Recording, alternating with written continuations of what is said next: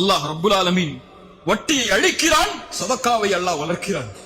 வட்டி எந்த செல்வத்தில் சேருகிறதோ அது உயர்வது போல் இருந்தாலும் அதை அல்லாஹ் அழித்து விடுவார் ஒரு நாள்.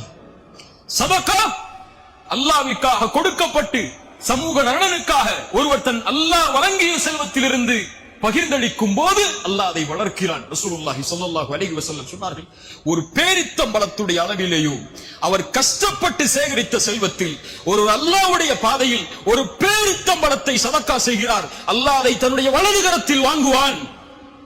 எப்படி நீங்கள் ஒரு குதிரை குட்டி ஈன்ற அதை வளர்ப்பீர்களோ அது போன்று அல்லாஹ் வளர்த்து உஹதுடைய மலையளவு கூலியாக நாளை மறுமையில் அல்லாஹ் உங்களுக்கு அதை தருவான் என்று அல்லாஹ்வுடைய தூதர் ஸல்லல்லாஹு அலைஹி வஸல்லம் சொன்னார்கள். யுர்பி ஸதகாத், அல்லாஹ் சதக்காவை வளர்க்கிறான். கொடுங்கள், அல்லாஹ் கொடுப்பான். அன்ஃபிக் உன்ஃபிக் அலைக, இது இஸ்லாமுடைய நீதி. அது உன் செல்வம் பெருக வேண்டும் என்றால், உன் வாழ்வாதாரம் மேன்மையாக வேண்டும் என்றால், அல்லாஹ் உன்னுடைய செல்வத்தில் பரக்கத்தை ஏற்படுத்த வேண்டும் என்றால் அல்லாஹ் கொடுத்ததை கொடு, அல்லாஹ் அதை அதிகப்படுத்துவான். கொடுக்கப்பட்ட எதுவும் குறையாது, அது அதிகப்படுத்தி இருக்கும். அதுதான் அல்லாஹ் ரப்புல் ஆலமீன் அமைத்த இந்த மார்க்கத்துடைய நியதி.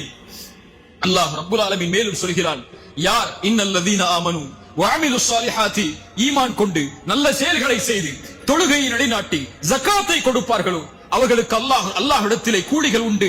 அவர்கள் எதை குறித்தும் பயம் கொள்ள வேண்டாம், எதை குறித்தும் கவலை கொள்ள வேண்டாம். மீண்டும் அல்லாஹ் ஜகாத்தை கொண்டு வருகிறான். வட்டியை அழிப்பதற்கு 2 ஆயுதத்தை ஒரு சமூகம் எடுத்தால் போதும், அந்த ஊரிலிருந்து, அந்த தெருவிலிருந்து, அந்த குடும்பத்திலிருந்து, அந்த சமூக சூழலிலிருந்து வட்டி நீக்கிவிடலாம். அந்த 2ஐயும் அல்லாஹ் வட்டிக்கு இடையிலே இணைக்கிறான். ஒன்று சதகா, ஒன்று ஜகாத். ஜகாத் என்றால் என்ன?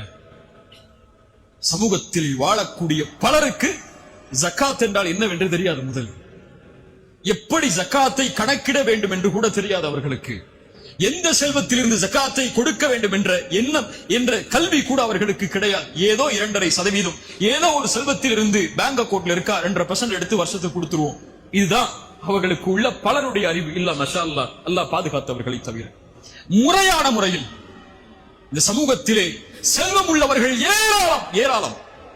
முறையான முறையில் ஜகாத் கணக்கிடப்பட்டு பகிர்ந்தளிக்கப்பட்டிருந்தால், நல்லா கேட்டுக்கோ, செல்வந்தவர்கள் வாழக்கூடிய ஊரிலேயோ செல்வந்தவர்கள் இருக்கக்கூடிய சமூகத்திலேயோ முறையான முறையில் ஜகாத் கணக்கிடப்பட்டு வழங்கப்பட்டிருந்தால் இந்த சமூகத்தில் தன்னுடைய உடலை அடகு வைத்து வட்டி வாங்கக்கூடிய பெண்கள் உருவாகி இருக்க மாட்டார்கள். இந்த சமூகத்தில் வட்டிக்காக மரணித்த ஒரு ஏழை இருந்திருக்க மாட்டார். இந்த சமூகத்தில் தன்னுடைய அடிப்படை வசதிக்காக 2 வட்டி 3 வட்டி கந்து வட்டி என்ற நிலைக்கு போகக்கூடிய மக்கள் இருந்திருக்க மாட்டார்கள்.